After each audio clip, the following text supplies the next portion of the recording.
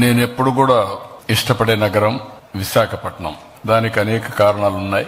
ఈ నగరంలో ఒక ప్రశాంతత, ఒక పాజిటివ్ యాటిట్యూడ్, ఒక మంచికి సహకరించే మనస్తత్వం, ఏదైనా మంచి విషయాలు చెప్తే ఇమీడియట్ గా గ్రాస్ప్ చేసే ఆలోచన ఉండే నగరం. నేను ఎప్పటికీ మర్చిపోలేను. హుదూద్ తుఫాన్ వస్తే నేను హుదూద్ తుఫాన్లో ఇక్కడికి వచ్చి వారం రోజులు నేను ఒక మెసేజ్ ఇచ్చాను. డే 1 ఈ విపత్తు ఎప్పుడూ రాంది, ఇంత పెద్ద విపత్తు వస్తుందని కల్లో కూడా అనుకోలేదు, వచ్చింది.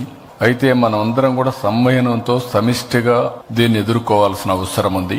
మీ అందరికీ మళ్లీ పునరావాసం కల్పించే వరకు, మామూలు స్థితి తీసుకొచ్చే వరకు నేను ఇక్కడే ఉంటాను. ఎప్పటికప్పుడు మీకు ఏం చేస్తాను కూడా చెప్తాను. మీరందరూ దయచేసి ఫాలో కావాలని చెప్పి ఒక్క విజ్ఞప్తి చేస్తే దాన్ని తూచా తప్పకుండా ఆచరించారు. అదే సమయంలో దీపావళి పండుగ వచ్చింది. దీపావళి అంటే పెద్ద ఎత్తున క్రాకర్స్ కాల్చే పండుగ.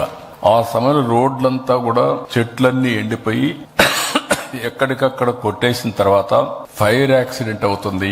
ఎవ్వరు కూడా దీపావళి జరుపుకుంటాం, క్రాకర్స్ మాత్రం ఉపయోగించొద్దని ఒక్క మాట చెప్పాను.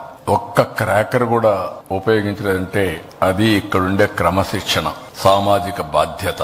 అలాంటి ఒక హిస్టారికల్ సిటీలో రాబోయే 5 రోజుల్లో ఒక హిస్టారికల్ ఈవెంట్ కు నాంది పలుకుతున్నాం. 11వ సంవత్సరం అంటే 10 సంవత్సరాలు పూర్తి చేసుకుని 11వ సంవత్సరం ఇంటర్నేషనల్ యోగా డేకి నాంది పలుకుతున్నాం.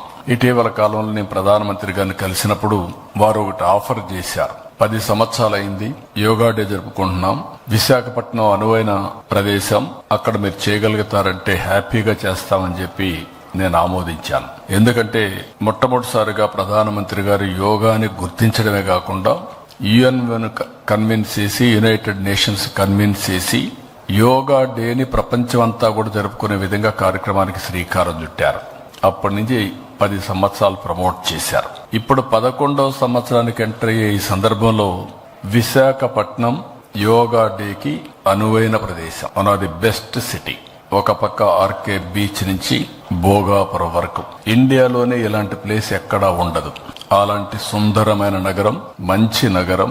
అలాంటి నగరంలో అంతర్జాతీయ యోగా దినోత్సవం జరుపుకోవడం మనందరికి కూడా ఒక అదృష్టం.